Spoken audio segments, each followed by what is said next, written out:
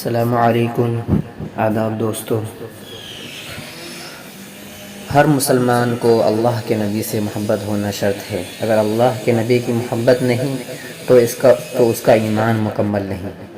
حال ہی میں نکو شرما کے ذریعے دیا گیا بیان نہایت قابل مذمت ہے، اس کو کوئی مسلمان برداشت نہیں کر سکتا۔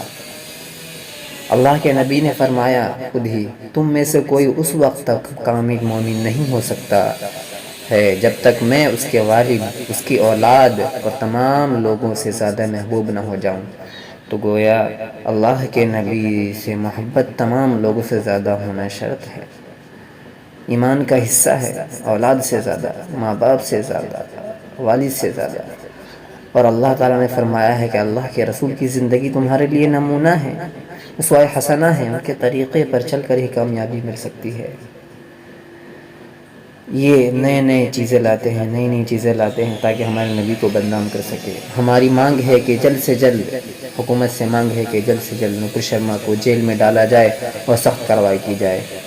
اور مسلمانوں سے گزارش ہے کہ اس ناپاک عورت کی گرفتاری کے لیے زیادہ سے زیادہ حکومت پر زور ڈالیں، ورنہ یہ حکومت ہماری خاموشی کو کمزوری سمجھ بیٹھے گی۔